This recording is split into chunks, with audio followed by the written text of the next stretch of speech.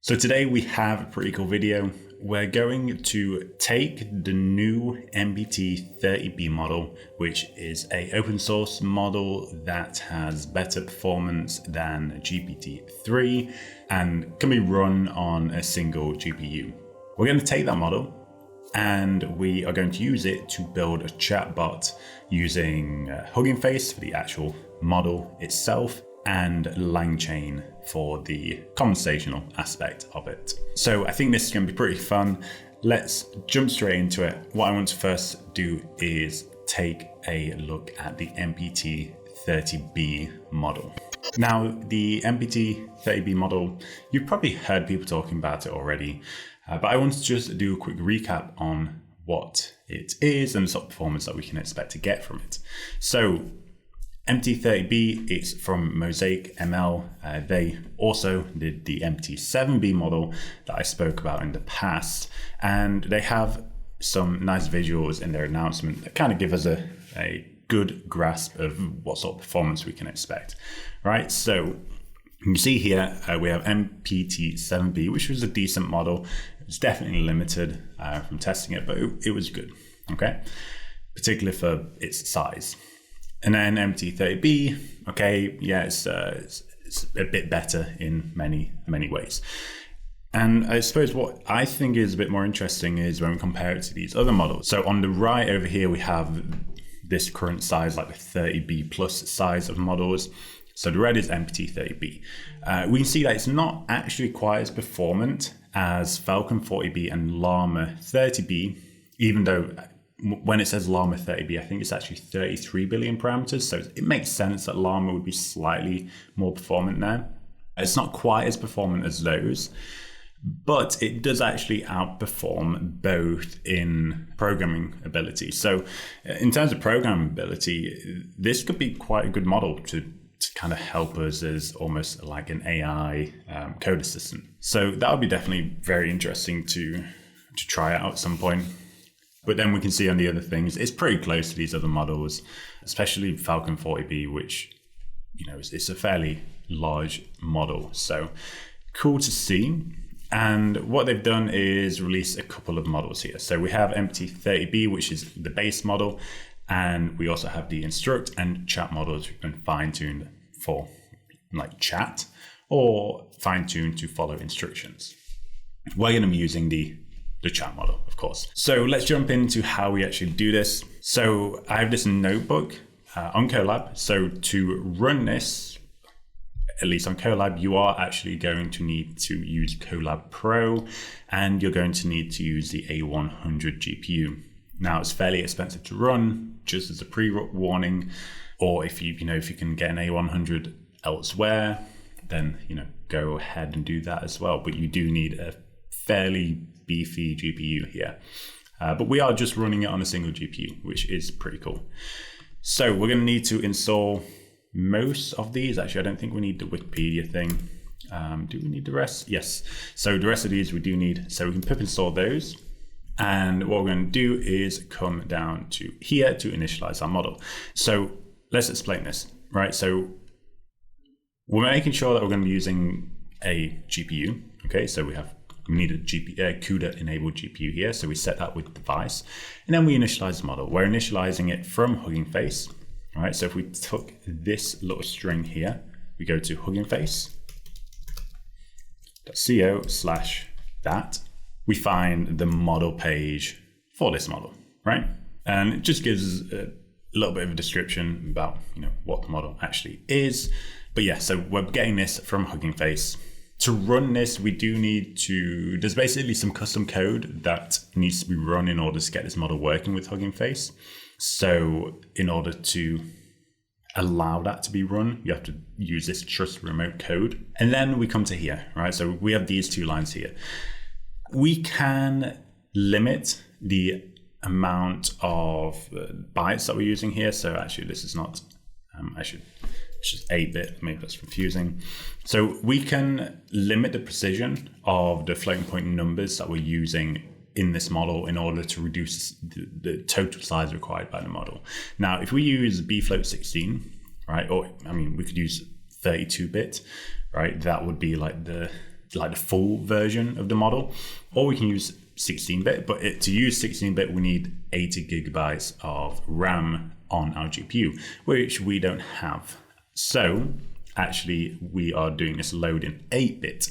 And this is why we need that bits and bytes library up at the top here. So with that, we're actually loading the model in 8-bit precision, which means, it's not going to be quite as accurate, but it's still, at least from testing it, the performance is still very good. So it's going to be a basically slightly less accurate, but much smaller model thanks to this. So we load an 8-bit, we set the max sequence length, ignore that was just me making some notes. So max sequence length, I'm going to say is 1024, but we can actually, I believe we can go up to this, right? What I'll do is maybe go up to 8192, maybe go up to there, because if you have a lot of conversation, like interactions in your conversation, maybe you do want that extra context window, just to be safe. And then what we're going to do is initialize the device, right? So the device is going to be our CUDA enabled GPU. Okay, so I'm going to run that. Yeah.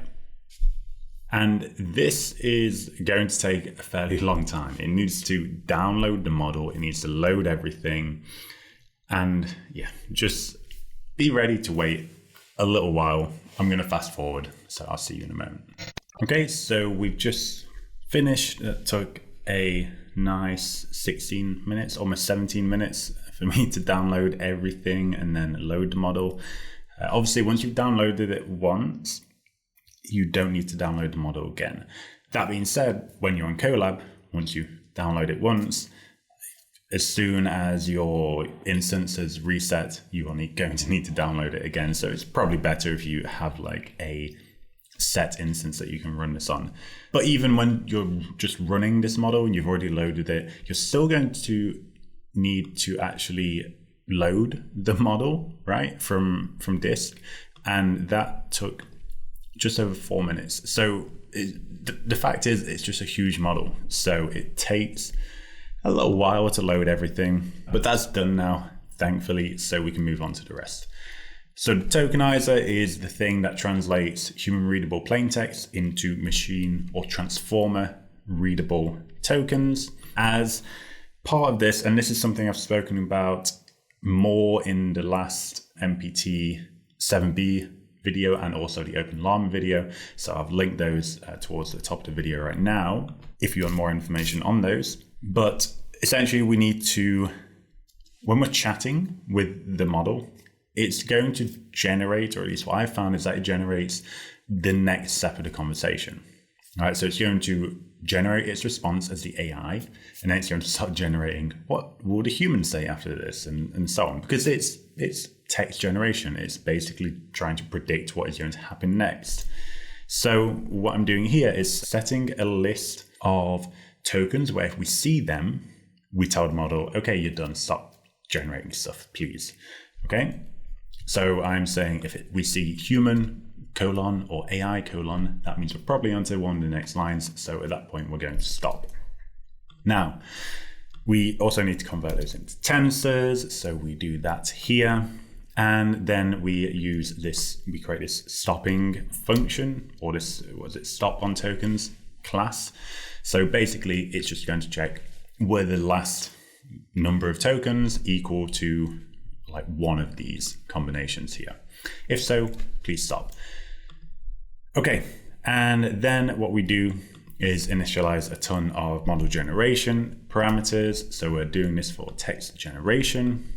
We need to return full text for LangChain. We have our stopping criteria, and we have a set of things here. So temperature, you can set that to 1 to be more random, 0 to be less random.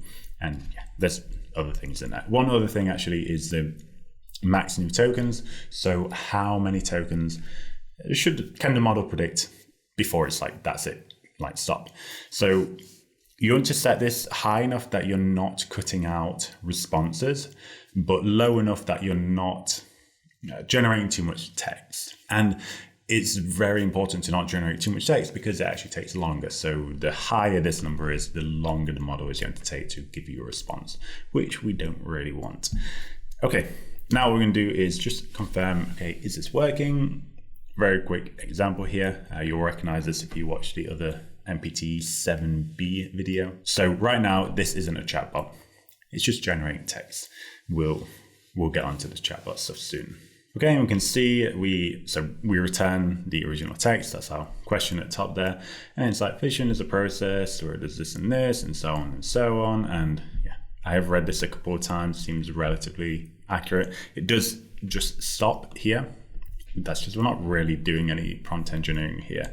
When it comes to the chat, like we're going to be cutting off at 128 tokens. So when it comes to chat, we don't really want long chat responses. So that is not really an issue that I've seen, at least when we're actually in that chatbot phase or chatbot mode of the model. Okay, so now what we're going to do is initialize these things with LangChain, and we're going to just try the same thing again, make sure everything is working. Explain to me the difference between nuclear fission and fusion, and we should get pretty much the same response. We have a temperature of 0.1, so there's going to be a little bit of randomness in there. So it probably won't be exactly the same, but it should be similar. So we get that. It's either exactly the same or very similar. That's good. And now what I want to do is move on to actually, how do we take this model and turn it into a chatbot? So what does a chatbot need? It needs conversational memory, and it needs that different structure of the prompts. So it's going to be going in a sort of chat format. So the conversational memory is where you're going to have like human, how are you? AI, I'm good, thank you. Human, ask a question, and so on and so on. Right, there's that basically a chat log. So that's our memory. We implement that here. So that's going to modify the initial prompt. Another thing that our chatbot is going to have is the initial prompt is also going to be explaining what this is. So actually we can see that. So let me run this. So I'm going to run the conversation chain from LangChain, and yeah, here we can see that initial prompt. So the initial prompt is here. Okay, and we see the template is the structure of that. So the following is a friendly conversation between a human and AI. The AI is talkative and provides lots of specific details from its context, so on and so on. And then you have where we would put in the conversational memory and then our new input. And then this is kind of like the primer to indicate to the model it needs to start generating a response. Okay, cool. Now this bit here, this initial part of the prompt it's encouraging the model to talk a lot, which I don't actually want, right? So the AI is talkative and provides lots of specific details from its context. I don't really want that. I want it to be more precise. So I'm going to modify it a little bit. Okay, so we just go to chat prompt template, and we're going to modify to this, which is exactly the same, but I've just modified that middle sentence here. So that is now this. The AI is conversational, but concise in its responses without rambling. Okay, so that just means we're going to get shorter responses that are concise, but don't go on as much as what I was seeing before. Okay, so I'm going to start with just asking the model how it's doing, as any conversation should start.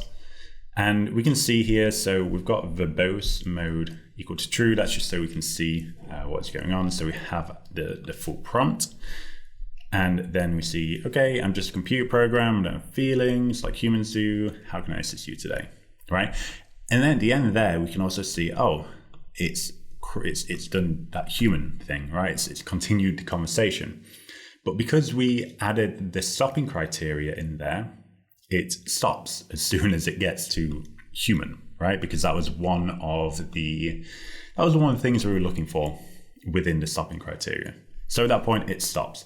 But we still have it in the response, which is a little bit annoying because we don't want to be returning that to a user. So what we can do is actually just trim that last little bit off.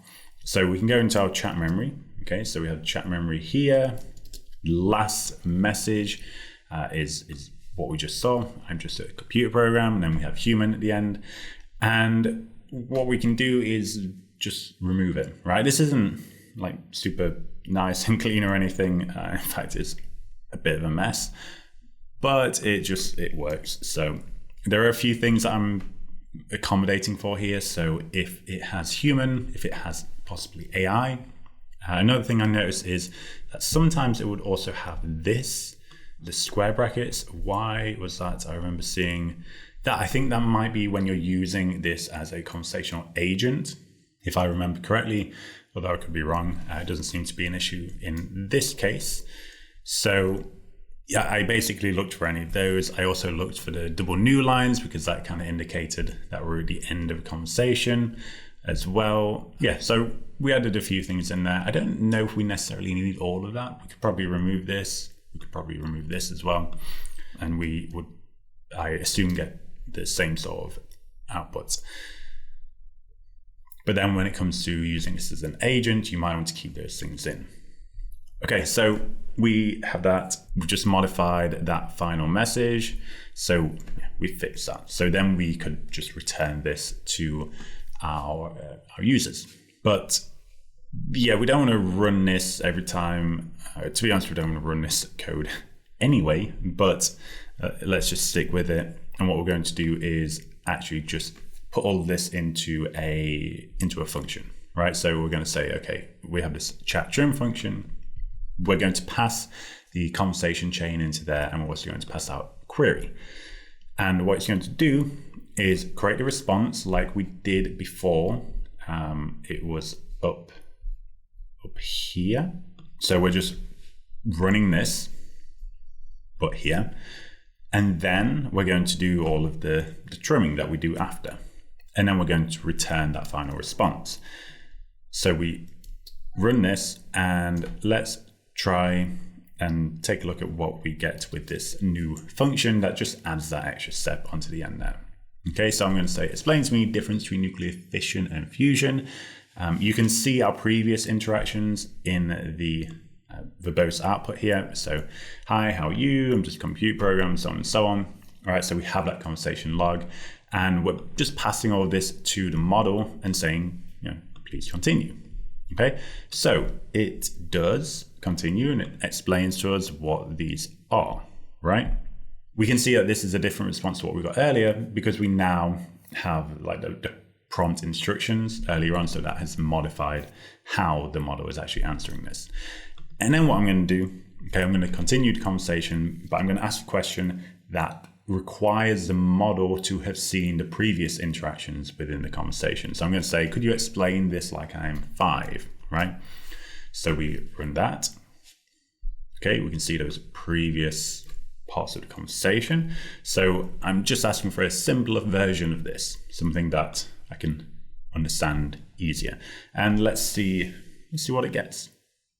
And it's like, okay, sure. In simpler terms, nuclear fission is like breaking apart a toy car to get the pieces inside. It requires forceful intervention to break down the original structure. Meanwhile, nuclear fusion is more like putting together Lego blocks to make something new. You're taking separate elements and joining them together to create something different than before. Both processes release energy, but they approach it from opposite directions. So I think that's actually a really good way of explaining it, like much easier for me to understand than the previous one. So I think that's pretty cool. So with that, we've built our open source chatbot using MPT-30B.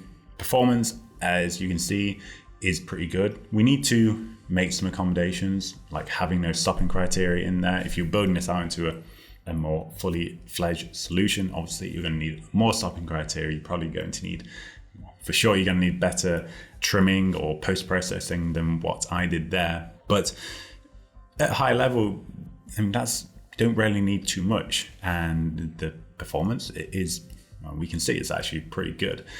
So that's really cool. The context windows that we can use with this model is pretty high as well. So I read that it was about 8K, but I also saw in some of their documentation that it goes up to 16K. I'm not quite sure why there's that difference in what I've read.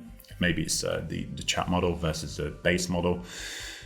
But in any case, you can go up to at least 8K, which is on par with the original GPT-4, which is pretty good.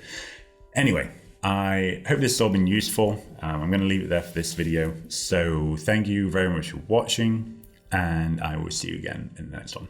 Bye.